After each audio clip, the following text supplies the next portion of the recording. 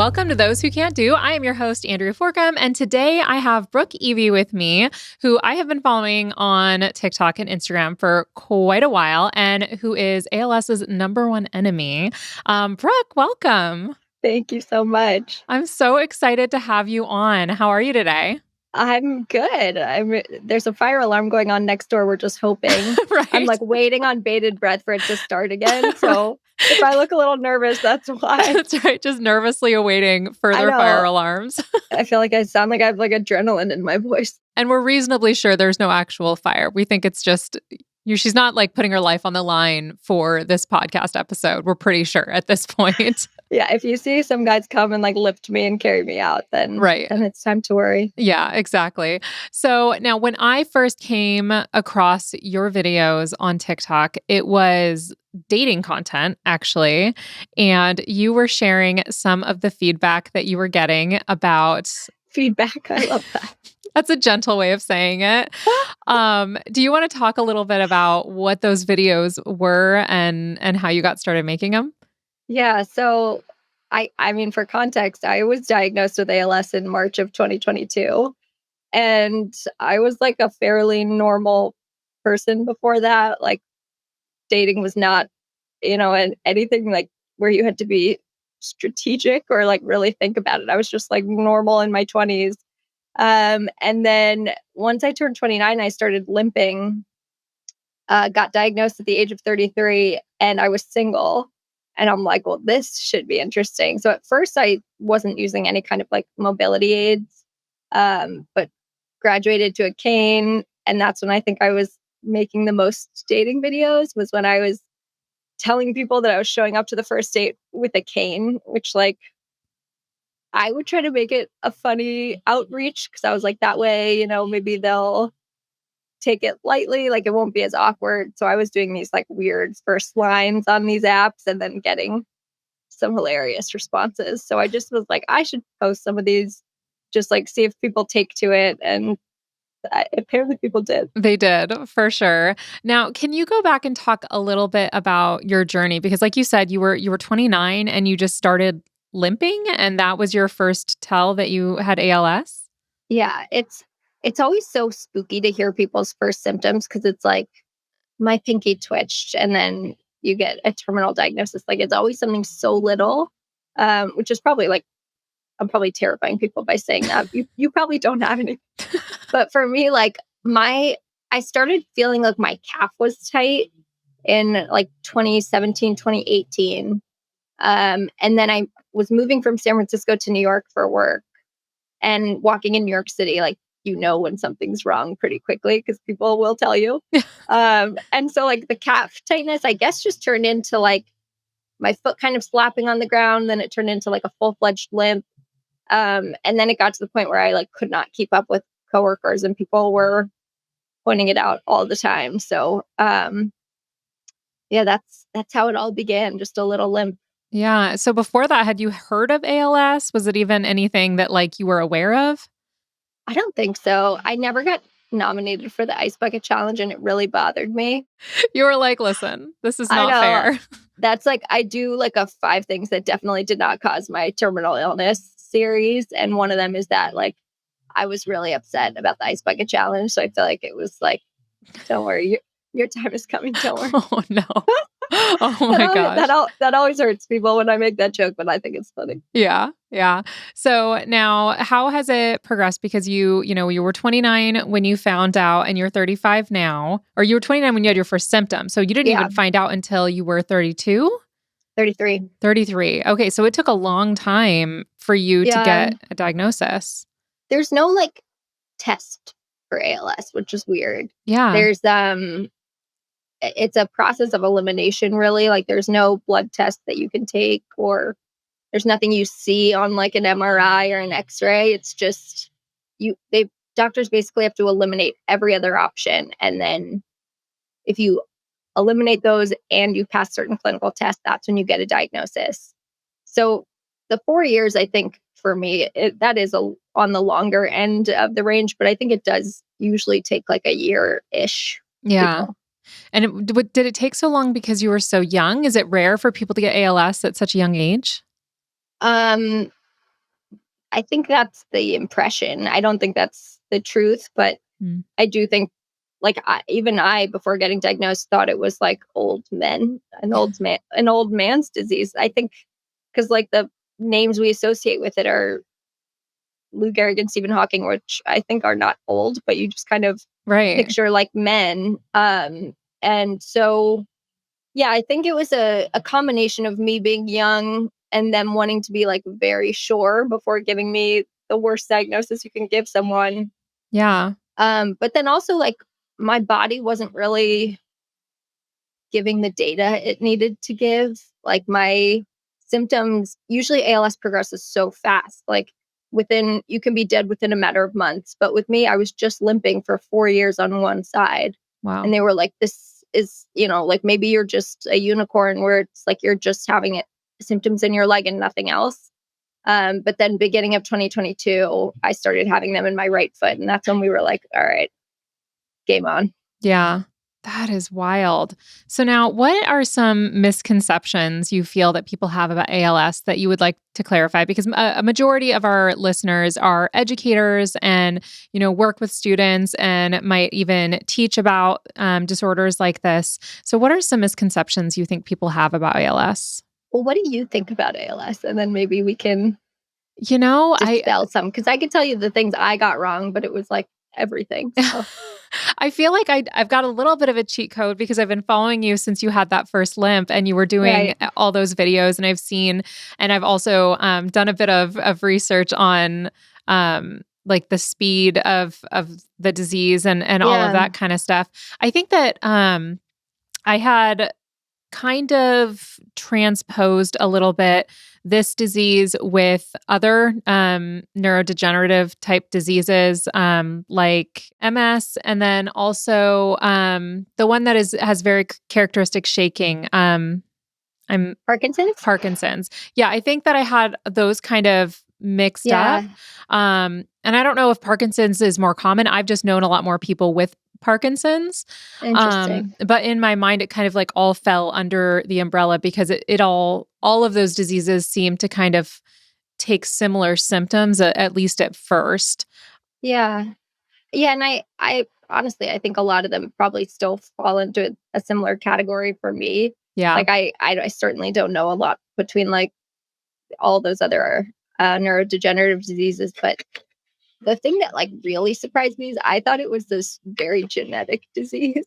Oh, In 2020, so 2 years into symptoms, I went to a neurologist and was like supposed to be the top guy at Hopkins. yeah. And he gave me an EMG, which is like a really unpleasant test. They basically poke needles into your muscles and then have you flex them, and they like check the communication between like your brain and your muscle. I don't actually know what Ow. I'm not a doctor. Right. Your poor teacher listeners are like, what is this girl talking about? But they did that, and he was like, "Have you ever heard of ALS or Lou Gehrig's disease?" And I was like, "Yes," and I definitely don't have it. And he was like, "Well, it's on the table, but we want to give you a genetic test. So like, I'm going to send you downstairs, get the genetic test." And so I take this test. It takes 4 weeks. And when it came back, it was clear, like no genetic markers. So my family celebrated. Like we thought we were fully in the clear. Yeah. And then now, like years later, come to find out 90% of cases are not genetic. So like the doctor, he probably did explain it to me. And I was just like so mad at him that Yeah. he was trying to put this on the table that I ignored it. But that one I think really surprised me was that like 90% of cases, we don't know where they come from. Like that's Yeah. crazy. That is wild. And it's wild for him to be like, better just, cross this one off the list by getting you a genetic test. Like, Yeah, I think because like the genetic versions, it's they're it's like very bittersweet, and which is probably not the right term for it, but like genetic versions wipe out entire family lines. Like it's horrible, but they're also treatments now that target certain genes. Like it's easier to treat something when you know what's causing it. yeah. So I have a feeling he was just looking to see like if she has this genetic version, can we start her on a treatment? But I thought it was like we're testing you for ALS, and Right. I thought I passed. I did not. So what were some of the other things that they kind of put on the table when they were going through and trying to figure out what was going on? Everything. Oh my gosh. I remember at one point, like when I first was having a limp, everyone thought I was just like pinched a nerve in my back, Mhm. um, or had like nerve damage from something, but every single test was coming up clear. So that's when they started getting a little more creative. It turned into like an episode of House.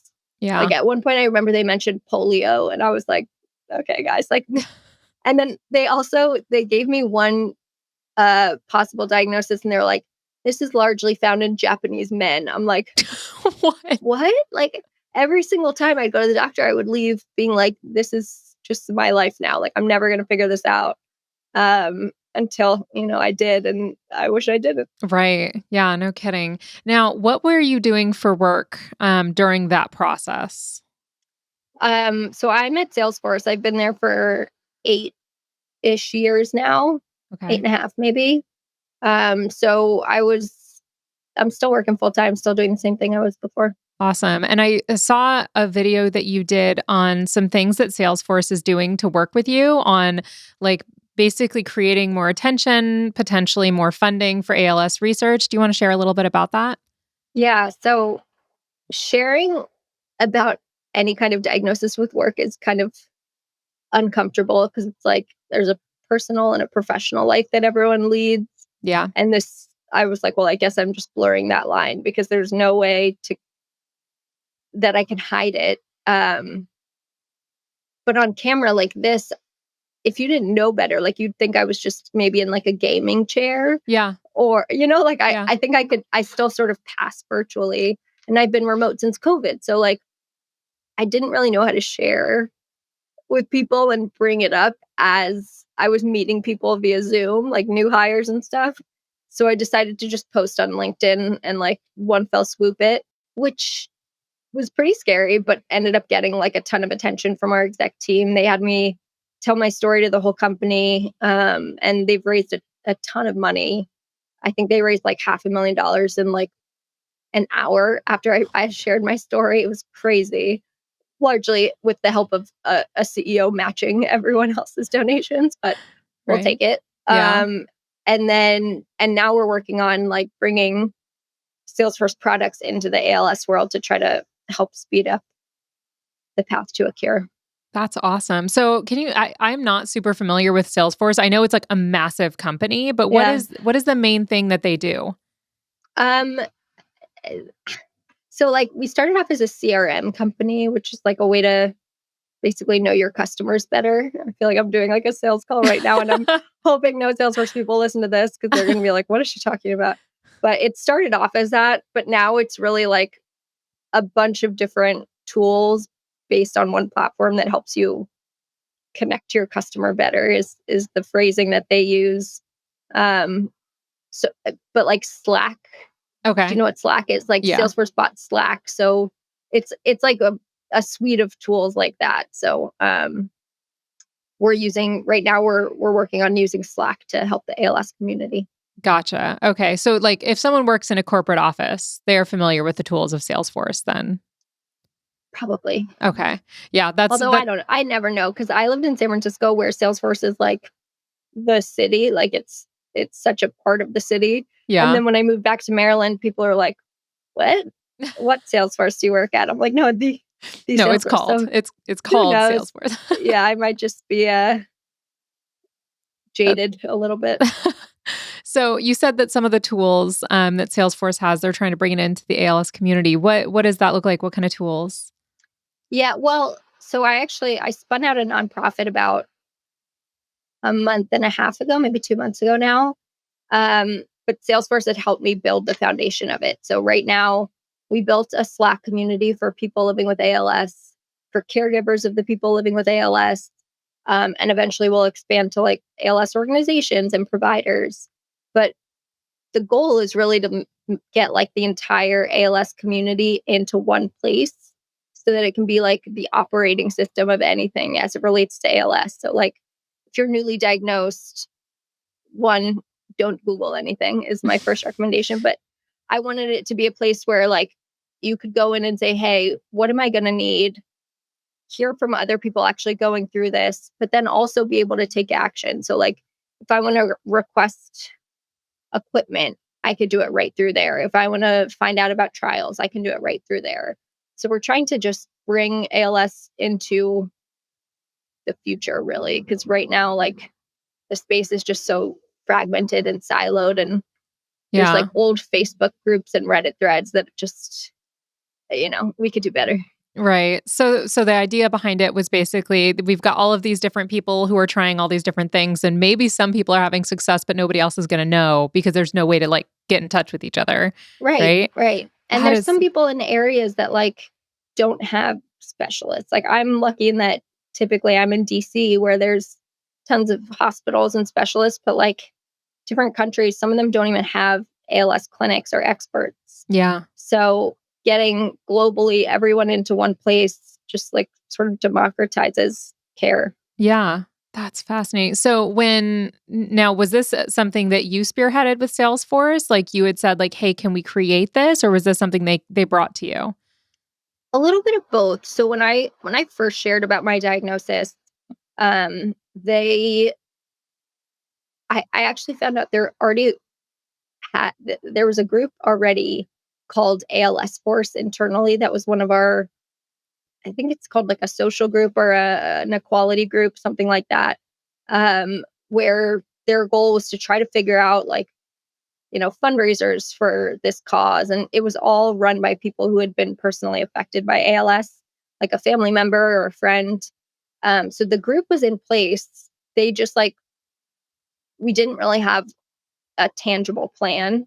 So I think me getting diagnosed and sharing my story with the company kind of put like a spotlight and a little bit of pressure on all of us to be like, well, hurry up. Like, what are you doing?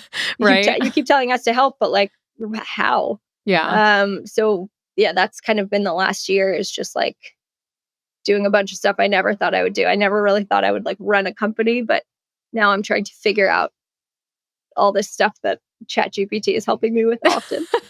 Yeah, I was going to ask, what are It's some of probably the like a teacher's nightmare, huh? no, you know what? Teacher, it depends on the teacher. I know there are some teachers who are very vehemently against Yeah. ChatGPT. I am not one of those. I think it's a tool like anything else. We can use it for good. It can be used for evil Yeah. too, but also for good. So when you're running the nonprofit in addition to your full-time work at Salesforce, or has it become kind of like a part of your work at Salesforce? No, so Salesforce gave me like they helped me build the Slack workspace. They gave me like a few volunteers to help me build that, and then they rolled off, and we spun Okay. out. We had to spin out as our own nonprofit because like we didn't want Salesforce to be the owner of this workspace, Right. um, and I don't think legally we could have. Right. So we spun it out as our own nonprofit, and then hired two admins to help with that. So right now it's two separate jobs, um, and then social media. So Gosh. I'm just failing at all three and trying to do No. them all. Well, it's a You can lot. tell. Yeah, you can like see. I think in my content which weeks I'm focused more on that versus others, and then vice versa. Like one thing's always going to be catching like less attention, but Yeah, I feel like that's a lot of us is when we're trying to keep so many plates spinning at once, and then yeah, we can. I was just telling my husband about this because I was like, yeah, I can either be like on it with my grading and my work at my big girl job at work at the university, or I can work out that week. I cannot do both. Like yeah. you like those two No, can't coexist in the I same know. schedule, unfortunately. I feel ya.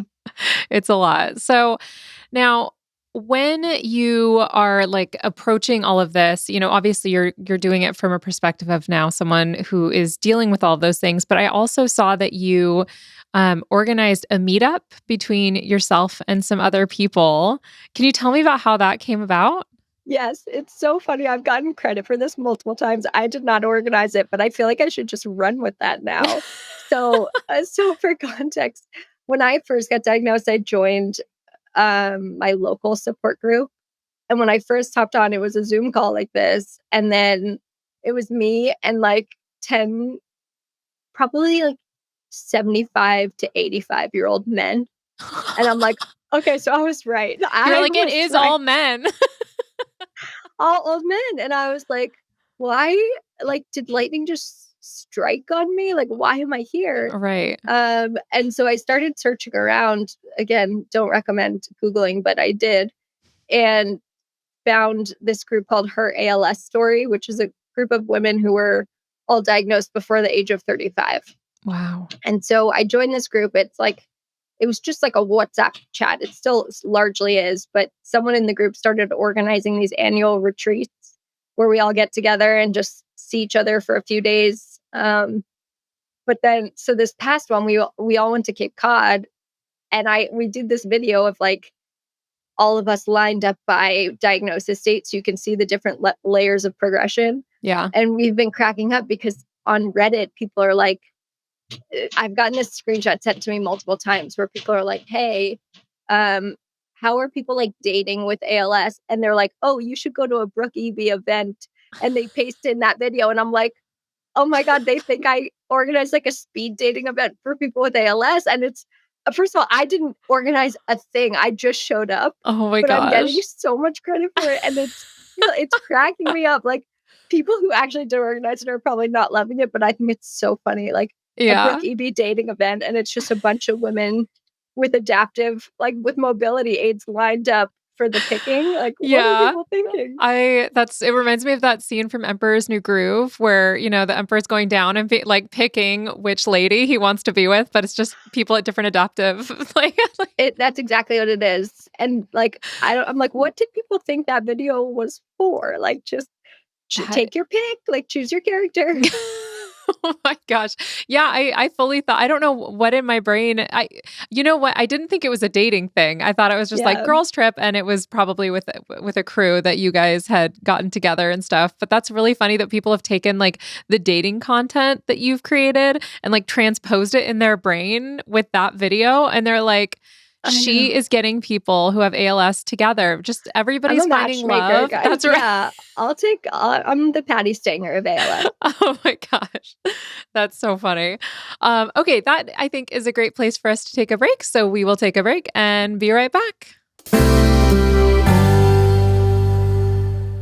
Hey, everybody. Hey. I'm Lauren. I'm Jordan. And we are starting a podcast together. Yay, finally. I know. It's been like in the works for so long, and finally we get to share it with you guys. We're really excited about this. So. It's called We Are Fine. Are we, though? Sometimes, not always. Some days we're doing really good. Yeah, and some days we're doing real bad, guys. Yeah. And it's okay. But we're going to talk about it. And this entire podcast is dedicated to all of life's ups and downs and all kinds of teacher-related mishaps. Like being stuck in a school during an apocalypse and trying to figure out how you're going to survive? Yeah, and then also like the really fun moments, like building a special relationship with your students, or even raising a fictitious egg named Egbert who becomes a mushroom king. I'm sure he is Toad, not just a mushroom king. Okay. What about the teacher stuff? Because I want to talk about teacher stuff. Yeah, there will be all of that. We have some amazing teacher guests, and we get to dive into their lives as educators. So we hope you'll join us on this journey and the We Are Fine podcast. You can get it every Wednesday on my YouTube channel, Mrs. William Fifth, or on all audio platforms and everywhere that you get podcasts. We will be there. I've heard there's a Doge Moon podcast platform now, in space only. It'll be there too. So we hope that you'll be there with us, and we can't wait to share this journey with you guys. Bye. Bye.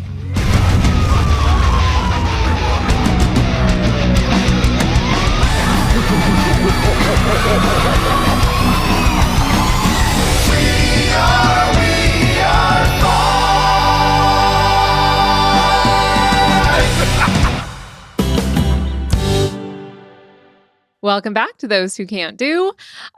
So I kind of want to hear about if there are any specific resources or tools that you could recommend either for educators or for people who are looking to just educate themselves and understand a little bit more about ALS? Any places? Because you said don't Google. And of course, that would be I Google. 1,000% would do the same thing that you did, where I would go to probably the scariest and worst places and obsess over those. Because I feel like that's what most of us would do in that scenario. So what are some resources people could go to learn a little bit more? Yeah.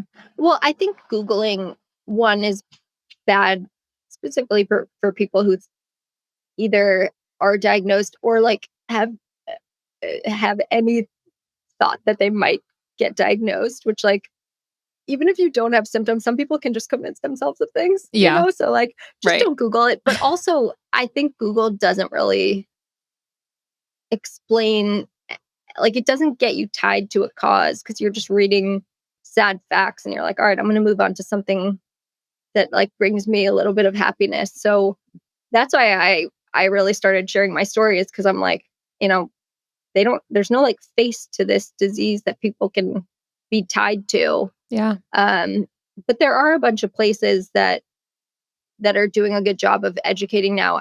My favorite one is called Roon, Roon. It was founded by two guys whose family members passed of ALS, and they decided they wanted to come up with a place where people can go and learn. So it's really just like they recruited everyone in the ALS community. So patients like me, the top neurologists, every kind of provider, caregivers, and just like ask them questions like this for over an hour. And then they just cropped them into little videos. So it's a whole resource hub of videos that you hear directly from people experiencing it. That's awesome. So you said Roon, it's ROON.com? Yeah.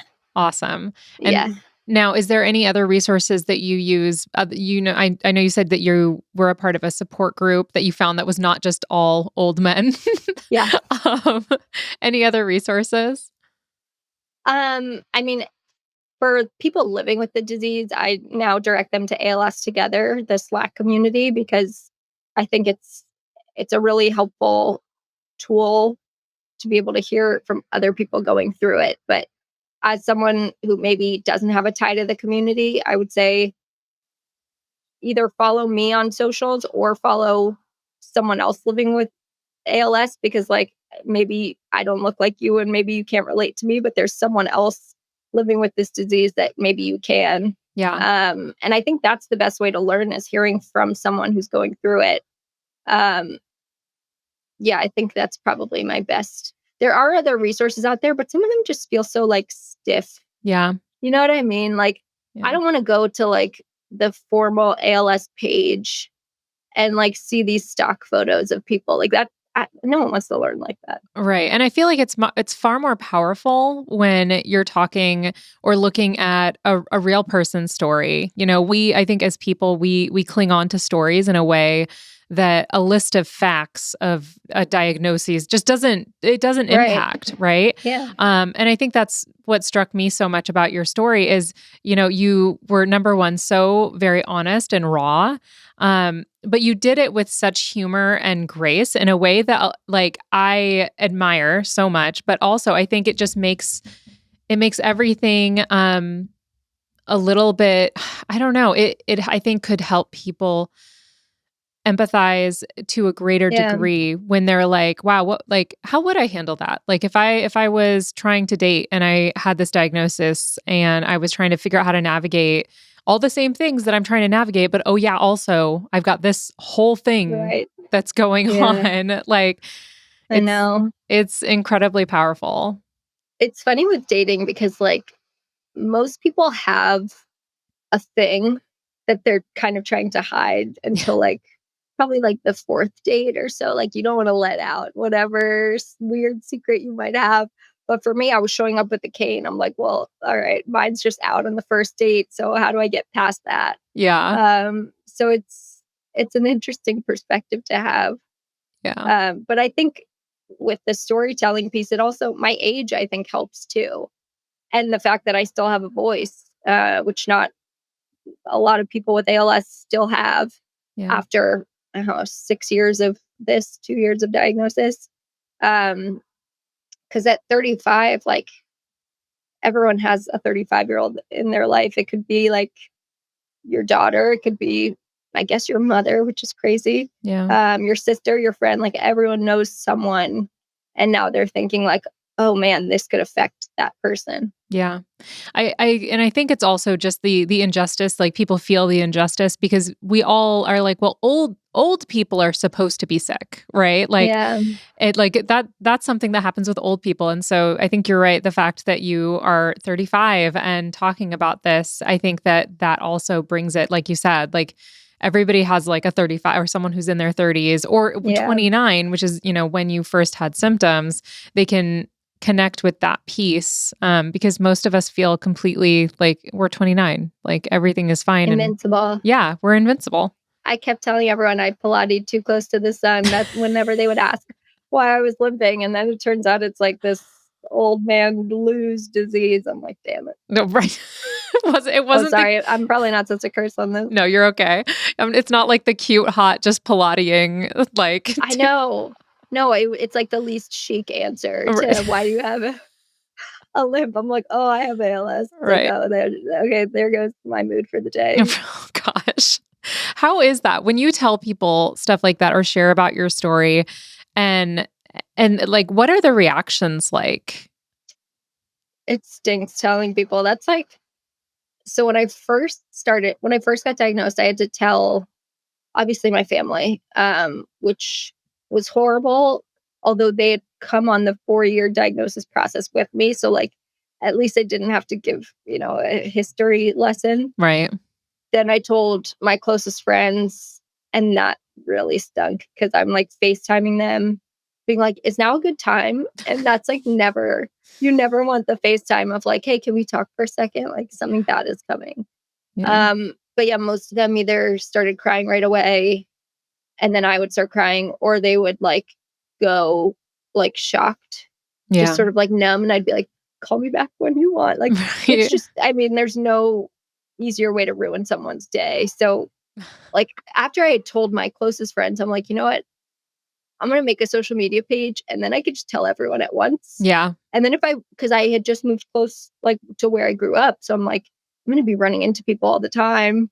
Yeah. I'd rather them see it on, it's like peacocking, I think is the term, like got to go big. So then you don't have to have these like awkward moments. Right. All of these tiny individual ones. And now you've grown this platform and I think become, like you said, like people didn't really have a face associated with ALS or a story associated with ALS because it is such a rare disease. And now you've kind of put yourself forward of like, hey, this is my story, and encouraged people to kind of engage with that and make it personal to them. Yeah. Now, what are some, because I know teachers are helpers and they're going to want to do something with this information. So what are some things that either, nonprofits or other kind of organizations that potentially could be ones we could point them towards?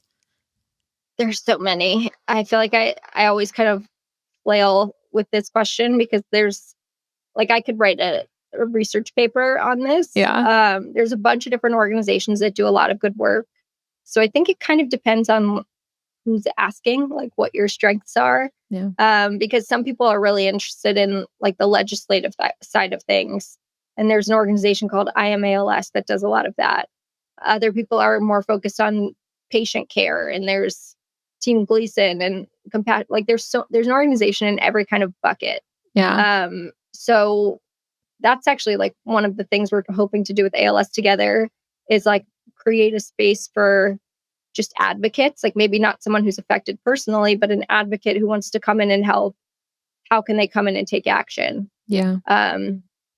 So it's kind of a non-answer, I guess, but there's almost like too many ways to help that I would want to know like what people are interested in doing and then pointing them. The easiest way, frankly, is donating because it's an underfunded disease. So like that's been a huge priority of mine, is just fundraising for ALS research and ALS patient care, in the hopes that they figure something out soon. Yeah. So you said legislatively, what would be some what are those laws or those legislations kind of aiming to do? Is it about finding more funding in the budgets for ALS research, or is it different than that? That is part of it. But then there's also, and I'm not an expert on this, but there are also like certain acts. So one just got passed. I'm blanking on the name of it. It's like a person's name that basically helps like veterans living with ALS. Veterans are 2 times more likely to get diagnosed. Really? Yeah. So there's just like a lot of little pockets of people that need to be protected and need to be given, access to medication or access to equipment. So there's a lot of legislation around that, that I am ALS tackles, but that's not my strength. Like, but when people are like, "Oh, how do you want to help?" I'm like, I can make a joke. So just like put me in front of people who would want to learn about it in a funny way, and maybe I can help there. But yeah, there's like a ton of legal components to this battle that I am not the expert on. Yeah. I don't want you to like kind of go over the whole make a joke thing, because I feel like that is what allows people to engage in something that's so hard. Like for me, because of the way that my brain works, when I'm scrolling through social media, I very much tend to try and find stuff that's going to make me laugh, that's going to distract me from whatever I'm stressed from, all of that. So content that like is super like kind of tough to consume, even if it's important, I have a very hard time with engaging with it. And I think that's the way it is for a lot of people, right? Like we're scrolling through social media for the happy chemicals. And so a lot of times it's either the happy chemicals or it's something that makes us really angry and we want to type about it.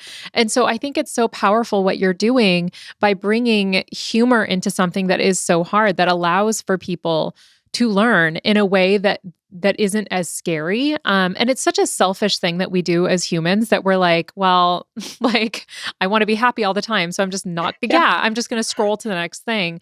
But I mean, that is so incredibly powerful. And like, we haven't talked very much about some of the content, because the Pilates Too Close to the Sun, you did a whole, I think it was a carousel on Instagram maybe, where you talked about things that absolutely did not cause your ALS, but kind of like, but maybe you did. And it's so funny and so powerful, because it's like, like this is a shitty disease, and we don't like, they're kind of like, well, you got it because you got it. And there's not a whole lot else. Right. It can drive you crazy, I think, if you don't like find the humor in things, but that's always been my defense mechanism. So I'm sure other people don't use that. But yeah, with all this social media stuff, like there is kind of a salesmanship that you have to incorporate, because like you said, you're like literally the easiest movement away from just getting rid of someone and their story. Yeah. And I notice I'm doing it. Like I'll be scrolling and I'm like, I just want a cute dog video. Like forget all these sad videos of, whatever it is, and just get me to something light. So that when I first started, I'm like, how do I make it so people are engaged? But I think, I've been posting, I think, for 2 years now. Now I think I'm a little more comfortable talking about like the progression and, the not so cheery parts of it. Without worrying that I'm going to scare people off. But there definitely is a component to it where you're like, if I want to get exposure on this and a light shined on this, like I need to do something different than what's been done. Yeah, absolutely. And I think that's comedy does that in a way that is really accessible for people. Whereas like if you were just like, here are my symptoms and just listed them, or was like crying every day into the camera. Like, it's like there must be someone interested in that kind of stuff, because you still see people doing it. But I'm like, damn, I could not do that every day. Right. That's just exhausting. Right. And even if you have very good reason to be crying into a camera, like sometimes there's a really good reason to do that. But I think what you're doing is just incredibly helpful and powerful, because it allows so many people to learn more about it. And hopefully, like it reminds me of that clip from George Bush where he's like, just send your cash, right? Like where it's like that advocacy of like people want to send blankets, they want to send stuffed animals, just send cash. Like that's so real though. Like I know, because research, I never know, like how else to encourage people? But like, I mean, there's like two paths I think I send people down. One is like, I'm interested in making patients' lives better. Mm. That's like the patient care route. And that, could be like, there's still a need for money there, but I think there's avenues there where you can help. But then the research side, it's crazy how expensive everything is. Like, Yeah. I think they told me it was like, I'm probably going to get this off by like a factor of 10, but I think they said it was 250 million to get a drug all the way through the pipeline. That could be 25 million. And either way, to me, that's like monopoly money. Like, I don't Yeah. understand it once it hits a certain threshold. But so when people are like, how do we get closer? I'm like, just give money, because there's not enough for the speed that they're going. Like, there clearly needs to be 100 times the amount of funding, Yeah. because it's so slow. And until there's a ton of money and resources in this, like, nothing's going to change. Right. And with those processes, so if they have trials going on and everything, can you sign up for multiple trials, or do you have to just like pick one medication to try and that's the only one you have to try at a time? Is that how it Yeah, works? that's a really good question, because I didn't know anything about this before getting diagnosed. But you know what's crazy? I was diagnosed 4 years into symptoms. You can only join trials under 2 years of symptoms. So I was like, they were like, no, you can't do it. Could And you I'm just be like, why? turns out I didn't have those symptoms. Do you know, my I mom was my doing mom was Pilates. then just lie. She was telling the doctor, change the date on the paper. Like, what are you Yeah. doing? But they, I guess they can, like, legally, but It's a so crime, apparently. yeah, apparently she goes to jail. But no, that was crazy. Although in hindsight, I think it was okay, just because my 4 years, there were no trials that were Would have actually. revolutionary. Okay. But I think in the future, the sooner people can get diagnosed, like, the better.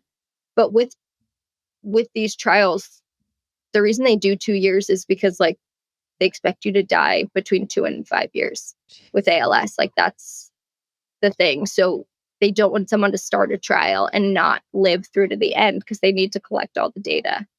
It's so morbid talking about Right. us like data points, but we're all willing to do it, because like, we know this could help the next generation of people. Right. So there are trials out there. I'm not eligible for any. Most people, I think it takes like a year to diagnose, so you got to like jump on it pretty quickly. Yeah. I am able to do something called expanded access, or I don't know if it's called that or compassionate care. I think they're interchangeable terms, but they basically make certain trial medications available to anyone. So I can take it. My data just won't go into the trial data. So I'm not actually helping the trial. So I am on one now of this little purple drink that's, I guess, has gold fragments in it that's supposed to be helping me. I've been on Oh, it a year. I'm not turning gold, but it's, what, did you watch that documentary with the colloidal silver, no. the mother god thing? No, I haven't Oh seen. my Oh, wait, God. wait. That sounds I'm taking familiar. you all over the place right now, No. but so yes, I'm on an extended access of a trial, but I'm not able to be in trials. Separately, this documentary, it was a cult, and the woman was drinking colloidal silver. I think I Do you did remember see this? And part she of that. turned blue. Yeah. Yeah, Yes. I'm drinking gold. It's not It's turning you any different, but colors, no, but though. it just every morning I'm like, gotta drink my colloidal silver. Oh my gosh. I mean, that's great that they at least make it available, even if your data points Yeah, aren't going to be counted towards it, so that if it is something that will eventually, be helpful, it'll, you're getting access to it. But right, with that, it's still just the one medication you can try at a time that's in trial phases. right. And then there are 2 approved medications, for everyone living with ALS. There are a couple genetic specific ones. It's interesting. If you Google like ALS medications, it says there are like 6 or 7, but there's really 2. A couple of them are like repeated with each other. There's like 2 different versions of the same. One is to treat a specific symptom, not treat ALS. Like, so it looks like there's more, but there's only 2. Gotcha. Okay. Interesting. Yeah. So, if a teacher or a colleague or a student's family member has ALS, what advice do you think you would give for creating a supportive environment as like not even necessarily as a caretaker, but just someone in their life? If somebody comes to them and says like, "Hey, I have ALS," like I guess what would be best also would be what are some things you should not say to this Yeah. person? Man, I've heard some funny I things. bet. I don't actually think like you can really say so. I don't think anyone should worry about how they respond. And I think that's partially why I make my content a little bit lighter, is because I don't want it to feel like this taboo topic that if you ask me a question, I'm going to blow up on you and then no one's going to be interested. Like, I think it should be more of an open conversation where people can say the wrong things and they can, say like offensive, weird stuff. Yeah. And it's something we can talk through. Like, I don't love the idea of us like policing how people ask questions. Yeah. Because it's not a normal situation. Like, to see a 33-year-old saying, "Hey, I might die in 2 to 5 years, according to doctors." Like, okay, what are people going to say to that? There's nothing normal you can respond with. Yeah. And I've always been really bad at responding to these types of situations too. Like, whenever I'm always like trying to make a joke about it, and sometimes people don't want that. So I have terrible advice. I think just for me, the first couple months, I didn't want to be asked questions about it. Then I just got more comfortable talking about it. And now I talk about it all the time, and I'm just so desensitized to it. So just depends what state people are in, I guess. Yeah. And that I think is totally fair and makes a lot of sense. I know that I've had people in my life who've received a cancer diagnosis, and so there were like certain phrases that people would use like ad nauseum that would just Yeah. drive them up a wall. But Like what? Do you remember any? people would suggest like a lot of alternative methods, like alternative Yeah. medicine stuff all the time. That was just really annoying because they're literally doing like most of their time is spent seeking treatment from various professionals. And then like Aunt Becky with some oregano oil is going to rub it on Yeah. the back of your neck and that's going to fix it. Right. Stuff like that I know has been listed. I get those a lot. It's Yeah. like try or a lot of like, are you sure it's not just Lyme disease? And I'm like, no, I'm pretty sure. So Lyme disease has a test, doesn't it? It I does, think. but people on the internet don't believe it. Which is fine. Like, we don't actually know what causes ALS, so maybe it could be that, but there's also a bunch of people who have gotten Lyme disease who haven't gotten ALS. So like, Right. like we got to also be big picture thinkers here. Right. So yeah, there's just people say weird stuff. Like, my friend Jackie and I were in a train station once, and I'm in my wheelchair, and I forget I'm in a wheelchair. Like, I'm not acting like I'm in one, or like, I don't know. I guess that's how people see it. Right. So some older guy comes up to us and is like, "I just got to say, you're clearly going through something, but you just seem so happy." And you could tell as soon as he started the sentence, you could tell he immediately was like, "Why did I do this to myself?" Like, he was like trying to find where the sentence would end, but he kept adding words. And Jackie and I are just sitting there like giggling so hard. And I'm like, "Trust me, like, thank you. Like, you're being, nothing you are saying is mean or offensive. Like, people mean well. They just say weird stuff because they panic." Right. And it cracks me up. That's so funny. Oh God, that just sounds like something that I would be like trying so hard to say something nice. We've all been there. Oh Yeah. gosh. I did that with And actually you with have a to backtrack. yes, I did that with a comedian. I went and saw a comedy show and the guy who was like the first act or whatever, the crowd was giving him nothing. Like I genuinely felt sorry for him because what he was saying was very funny. His delivery was Yeah. great, but the crowd wasn't giving him anything. And so afterwards, I was friends with one of the other comedians and I was like, "Hey man, like sorry the crowd wasn't really getting." And he's like, and he looked at me truly stunned and was like, what do you mean? And I was like, oh my God, kill me. Like, it was so mortifying. He's like, I just assumed I couldn't hear He's anything. he's like, what do you mean? Like, I genuinely looked Brutal. shocked that the Yeah. audience wasn't good, because I was the one then telling him, like, no one thought he was funny, but I thought he Right. was funny. I was trying to be nice, and I was like, No, you're like the comedy Grim Reaper. It was You're so horrible. You're I like, felt just so you know, you should never do this. I was trying so hard to be encouraging, and he's just like, no, I thought it went great. And I was like, cool. It did. And it did. And I'm going to go right now and never speak again. Yeah. It was so painful. It was one of those that, like, I went on with my day, and like, still to this day, I'll be like trying to go to sleep and be like, remember Yeah, when you went up to that comedian who was really proud of his set and you just screwed it up for yourself. Yeah, for it's him. always when you're lying in bed when those moments come to the front of your mind, and you're like, why now? Why Right. at this very moment? No, Why but people did I like do that? my first couple of videos were just like funny things people would say accidentally. Like, I remember the doctors at the very beginning being like, okay, with ALS, like, you should not lose weight. You need to gain weight, if anything. Like, we really just don't want you losing weight. So eat anything and everything. And my sister went, oh, you're so lucky. And I remember we both looked at each other and just started like cracking up, because we're like it's just not a normal situation, and you're gonna respond like just unfiltered sometimes. So that there's is so many classic. good moments. Oh my gosh, that's so funny. Yeah, that sounds like something that I would say to him, be like, God, you're so lucky you can. Yeah, it's just like, because it pops up and you're like, our relationship has not been like weirded, like strained by this disease up until now. So yeah, cracks me up. Oh my gosh, so good. All right, well, before I let you go, where can people find you? How can they give towards the nonprofit or get involved in other ways? You don't want to say my username, you mean? You know what? That is like the meanest joke to people. I'll let you say your username.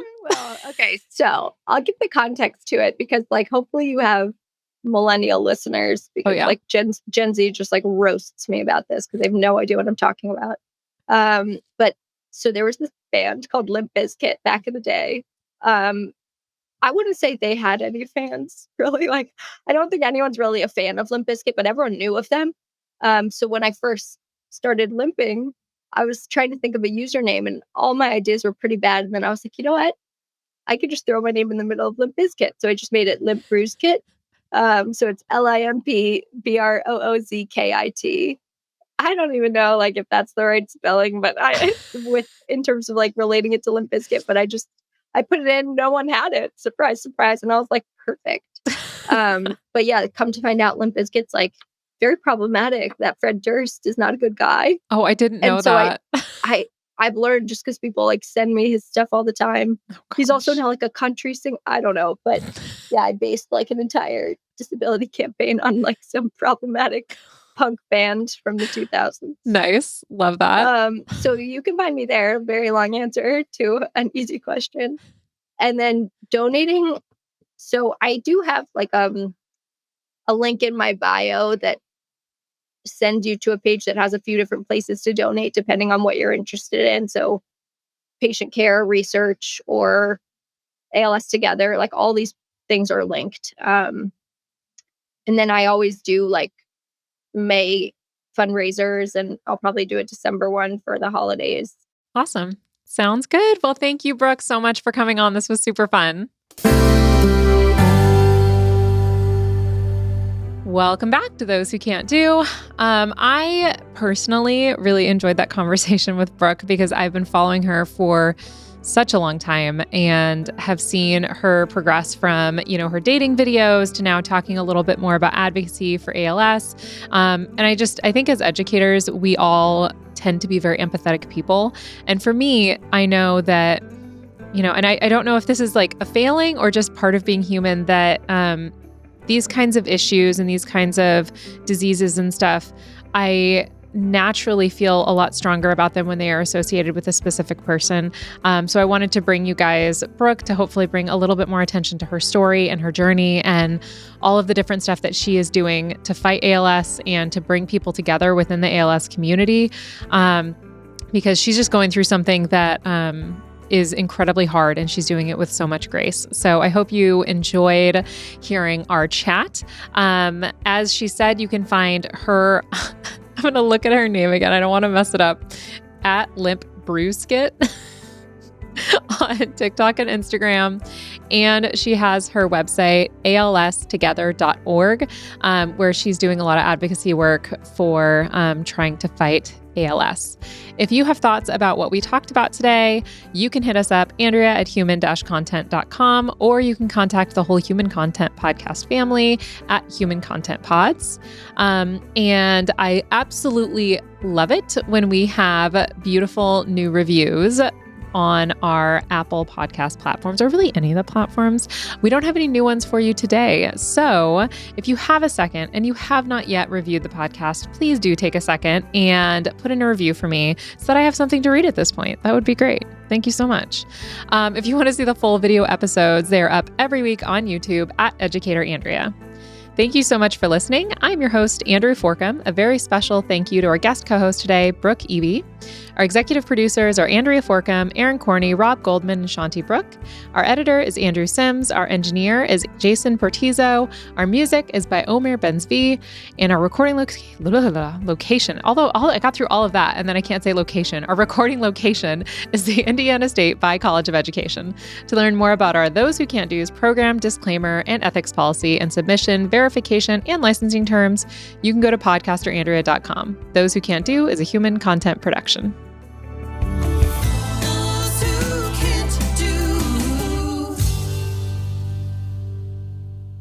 Thank you so much for watching. If you're like me and you're thinking, gosh, I really need more Those Who Can't Do in my life, you can start your binging right now by clicking on that playlist button right over there. New episodes are out every Thursday, so please subscribe and join us each week on YouTube and wherever you get your podcasts.